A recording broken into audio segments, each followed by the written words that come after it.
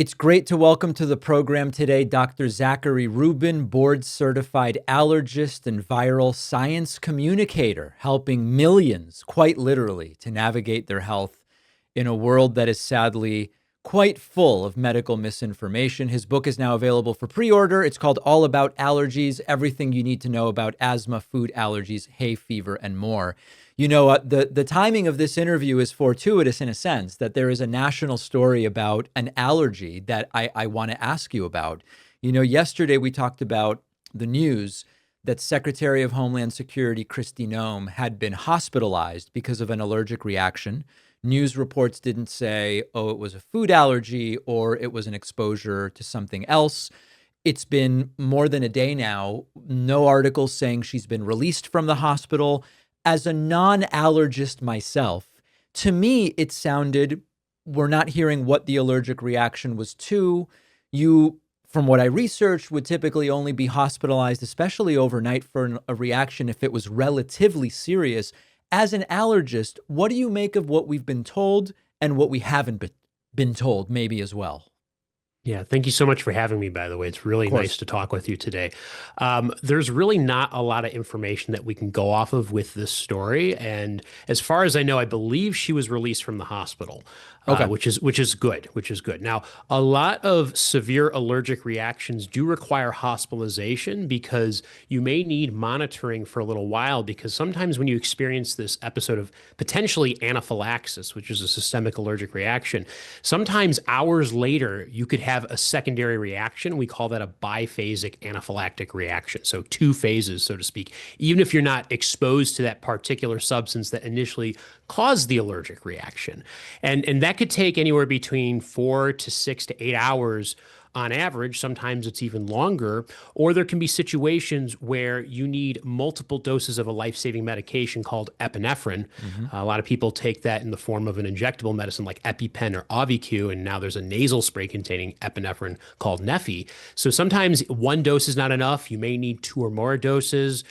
There's only really speculation at this time as to what's going on with her. And I saw some people trying to connect dots that I think is a little inappropriate. She was at a lab facility through the National Institute of Allergy and Infectious Disease the day Yep. before with Secretary of Health and Human Services, RFK Jr. There's really nothing we can glean off of that at all. Usually with an allergic reaction, you're going to see symptoms within a few minutes to maybe an hour or so, except for some, odd, unusual situations like something called alpha-gal syndrome, where you're allergic to red meat or dairy because of a sugar molecule that's found in there. And those can have delayed reactions by 4 to 6 hours. But the vast majority of the cases aren't going to happen 24 to 48 hours after the exposure, if we're going to call this an allergic reaction. So Well, until I we think hear that's the more. same. That's the thing. I think we did that story. And I think, of course, if you believe that it's an allergic reaction, then it wouldn't make sense about the day before visit. I think Right. because of some of the lack of transparency that this administration has exhibited, it led to some of that speculation. But certainly we don't know anything that would confirm that. Yeah. Speaking of this administration, you've talked a lot about some of the cancellations of or defundings of or reductions of various committees, notification methods, panels, et cetera, that we've seen under Secretary of Health and Human Services, RFK Jr. Now, one of the things I often hear in response is, listen, just because they're not studying something the way they were before doesn't mean access is being taken away to anybody. Just because the list of recommended vaccines might be getting smaller doesn't mean that that affects anyone's ability to get the vaccine. In other words, sort of, yes, there are some changes informationally, but nothing tangible and tractable is really changing with people's access. What would you say to someone defending the actions on that basis? On that basis alone, it's not really rooted in reality, unfortunately, because there's actually issues related to access that has been happening. I'm going to give the classic example. So, for a while, we were talking a lot about a measles outbreak that started in Texas, and we have ballooned to over 1,000 cases. This is the most that we have seen essentially since measles declared eliminated in the United States in the early 2000s. And there were various vaccine clinics, especially in like the Dallas Fort Worth area, they had to shut down because they lost funding. that's a clear example of how when people say, the information may be changing, but you still have access, that's just not true. And when we look at vaccines specifically and the significant changes that have happened to the Advisory Committee on Immunization Practices, which is an outside advisory group to the CDC to make specific vaccine recommendations, when they gutted the 17 experts from that and then put it in with RFK Jr.'s handpicked people, who are 8 of them. Many of them have been very staunchly against vaccines for many years and have a track record of this. If they make recommendations in next week to say that, we're going to limit the COVID-19 vaccine for pregnant people or for children, or, we're going to remove certain criteria for influenza vaccines, whatever it may end up being, Right. those recommendations then go to health insurance companies, and they have to make a decision on whether they're going to cover those vaccines. So while it's still technically available, if they're not covered, then people who are very vulnerable, especially those who have lower income, they're not going to be able to afford getting vaccines. And then that's going to disproportionately affect certain groups of individuals. And we're going to see more and more vaccine preventable diseases over time coming back, like we're already seeing with measles. We've seen people with pertussis or whooping cough at higher rates getting sick. And this is not going to necessarily happen overnight, but something that I suspect will, over the coming years, become increasingly problematic. I want to do a brief diversion to measles specifically because it is sort of timely. I have a friend who's a pediatric ER doctor that works in London, and he said for the first time he had some measles cases in the last few months. It was 4 cases. He said all 4 were unvaccinated kids. One of the things that he said is he really doesn't worry about getting it himself nor bringing it home to his family because he's vaccinated and everyone in his family is vaccinated. Is the measles vaccine that effective when, you hear 93 to 97%? That leaves a 3 to 7% chance that that's there. But he really said he doesn't even think about it because the vaccine is so effective. How effective, how confident can we be in that vaccine, even as more cases may be around us?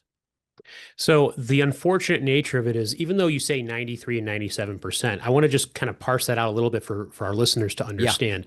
So when we talk about vaccine effectiveness, we're comparing the chance of getting infected if you're on a vaccine, if you've been vaccinated, compared to if you're not. So it's a little bit of a nuanced difference in that sense. And there are going to be people who get vaccinated and it doesn't work. There's a small percentage. That's why you have that there, especially people who are immune compromised. So you may be generally healthy, get a vaccine, and never know that it didn't work. That's rare. But what if you have family members that can't get vaccinated because they are immune compromised, right? This is a live attenuated vaccine, meaning it's a virus that is weakened, but there's a theoretical risk that if you get vaccinated and you're immune compromised, you can end up getting infected. So there's going to be small groups of individuals who are going to be a little bit more concerned about this. Also, if you have infants in your family, those who are too young to get vaccinated or they've only had 1 dose, right, you really don't want children getting infected because we know that there's a relatively high risk of getting severely ill. It's not just, 1 in 1,000 die from this virus, despite having modern medicine, because viral infections, there's not really great treatments available for them. And there's a lot of misinformation about vitamin A, which really does not have a place in treating most patients in the United States because people are nutritionally competent, right? If you were deficient in vitamin A, that's a little bit different.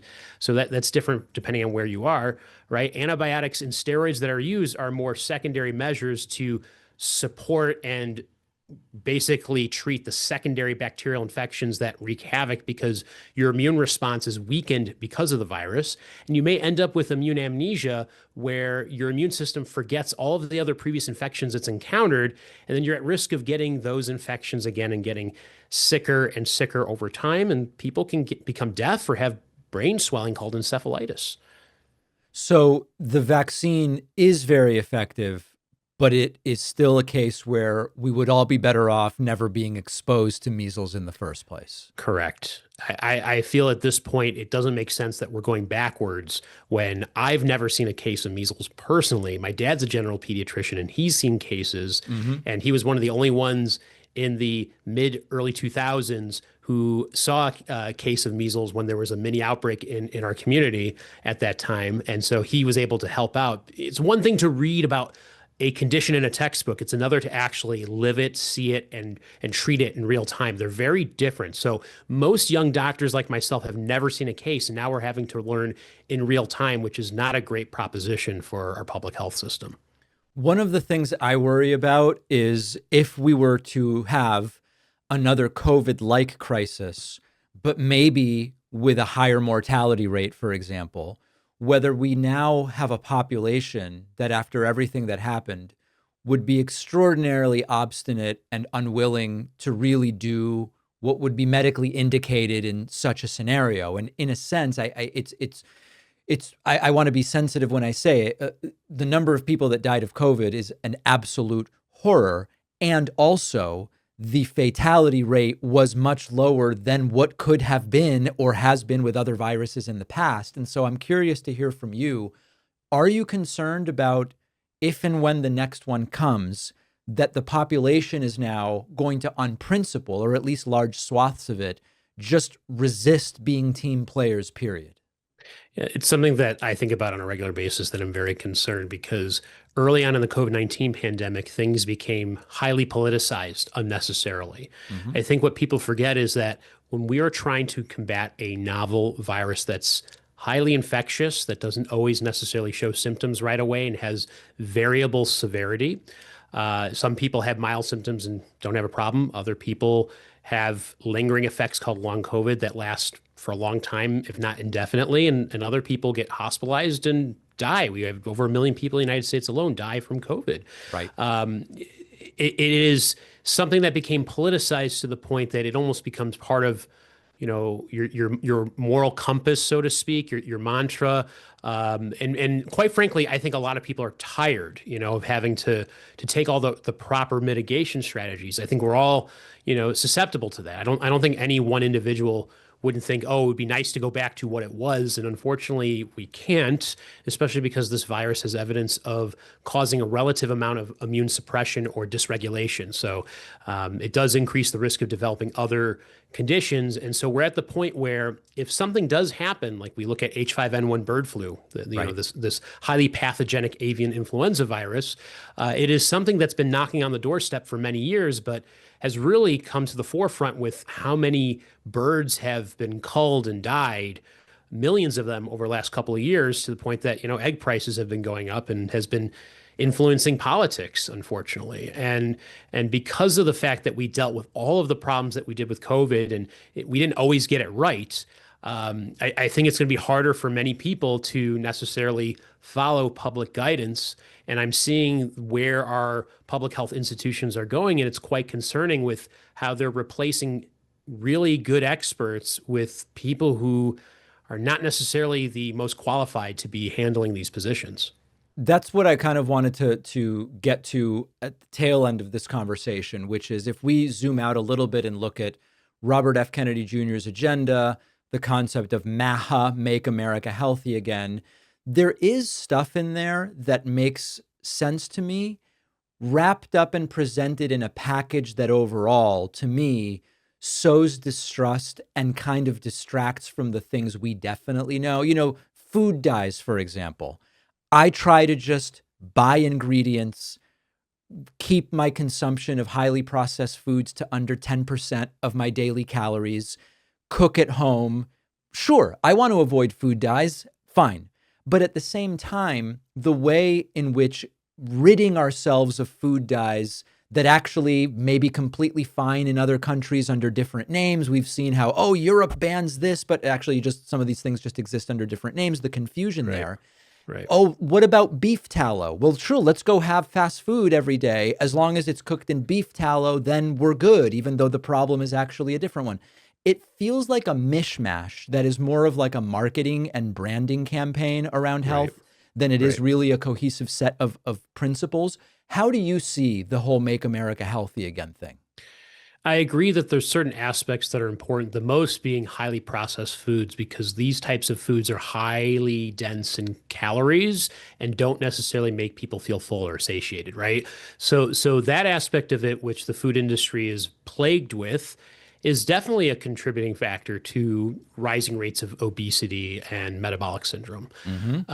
But I think we're not really looking at it from the full bird's eye view, the real underlying problems that I think faces our health as a nation, which has to do with what we call the social determinants of health, which are these issues related to how do we make sure that people are living in a safe neighborhood? How do we reduce the amount of toxic stress that's going on? The air pollution. It's surprising to me how much, RFK Jr. used to be an environmental activist, and he's seemingly ignoring the bigger issue about air pollution and the heavy metals that are in our soil, which are going to be very hard to get out of. You could talk about microplastics as an issue, but we're not also in a society where healthcare is universal. Right. So people don't always have access to healthcare when they need preventive health screenings. We live in a society where everything is all over the place and you have to drive everywhere. So you're not necessarily walking like you do in Europe. The portion sizes are really large here, right? So these are overarching things where we live in a very stressful society that's driven on productivity and not much room for breaks. So we're highly stressed out. And when you have a lot of stress, that changes your immune response. You're going to be more likely to be inflamed, and that contributes to the overall health that's also disproportionately affecting different populations in our society through systemic issues, right? So I think we're ignoring those bigger picture issues and focusing on these microcosms like food dyes, which quite frankly, if you take that out, it's not necessarily going to give you the kind of big impact that you would hope for. And like you said, beef tallow really has no business in improving people's health, because if you're trying to promote Steak and Shake or any fast food chain that has fried foods that are high in calories, I mean, that's not going to make anybody healthy. Yeah, it seems, it's one of these things where I would always opt for the option without the food dye, but I also want to make sure I'm walking 10,000 steps a day, getting enough sleep and water, making sure that I'm not eating too much ultra processed food, not over consuming calories. And when you contextualize it, maybe in that broader environment and the air pollution and is there lead in the water and that sort of thing, the food dye becomes a little bit secondary. Although, Right. sure, get rid of it, but the lower hanging fruit seem to be these other things that are not adequately, in my opinion, being dealt with. Yeah, and also I want to point out something that I think people forget. They made the announcement that they're trying to get rid of food dyes, but they didn't actually put in any type of real rule-making process Right. formally for this to happen. So basically, they're just asking nicely, and some people are choosing to remove it, and it's going to take time for that to happen. But it will not surprise me if these food dyes go away, and then the consumers are going to stop buying some of these products because it's not as appeasing to the consumers, right? We see that with certain cereals that if you compare it in Canada versus the United States, they look very different, like Trix as an example. And so there are certain preferences that people have that are related to how things look. And when you change that, you will see from a business standpoint, food manufacturers are not going to necessarily like that. So we'll see in time what ends up happening with that. But I think that's such a small sliver of an insignificant issue that if we're not addressing healthcare access, the rising costs of medications in this country, Right. the toxic environments that people are living in, the overall pollution we're putting in the air. I mean, as an allergist, I see the rising pollen counts, and that's a direct result of rising global temperatures and more CO2 being put in the atmosphere. And we're not really addressing those things. Instead, the EPA is rolling back regulations. So it's really counterintuitive to how we really want to, quote unquote, make America healthy again. We've been speaking with Dr. Zachary Rubin. You can find him on really most social media platforms, and his book, now available for pre-order, is all about allergies, everything you need to know about asthma, food allergies, hay fever, and more. So appreciate your time today. Thanks so much. Thank you so much for having me.